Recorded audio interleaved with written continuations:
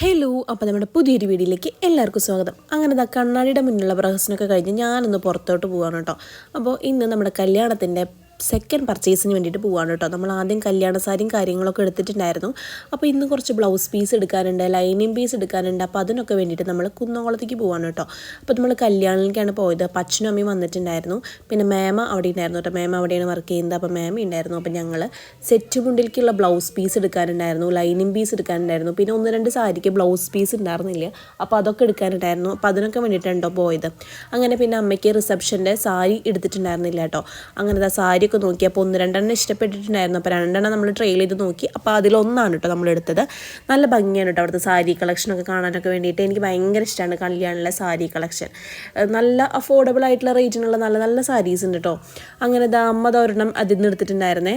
പിന്നെ അനിയത്തിക്ക് മെറ്റീരിയൽ എടുക്കാനുണ്ടായിരുന്നു, സ്കേർട്ടിൻ്റെയും ടോപ്പിൻ്റെയും. അപ്പോൾ അത് എടുത്തിട്ടുണ്ടായിരുന്നു. പിന്നെ എൻ്റെ ഗ്യാസ് സ്റ്റവ് ചീത്തയായിട്ട് കുറച്ച് നാളായിട്ടുണ്ടായിരുന്നു കേട്ടോ. അപ്പോൾ ഞങ്ങൾ അത് മേടിക്കാനായിട്ട് പോയിട്ടുണ്ടായിരുന്നേ. അങ്ങനെ അവിടെ നിന്നൊരു സ്റ്റവൊക്കെ മേടിച്ചു. അത് കഴിഞ്ഞപ്പോൾ ഒന്ന് വിശന്നു. അപ്പോൾ അച്ഛൻ ഒന്ന് ചായ കുടിക്കാമെന്ന് പറഞ്ഞിട്ട് ഞങ്ങളൊരു ചായക്കടയിൽ കയറിയിട്ട് ചായ കുടിക്കാനായിട്ട് പോയിട്ടോ. അങ്ങനെ അതൊക്കെ കഴിഞ്ഞ് പിന്നെ സ്റ്റൗവായിട്ട് പിന്നെ എന്തായാലും ബസ്സിൽ പിടിച്ച് വരാൻ പറ്റില്ലല്ലോ.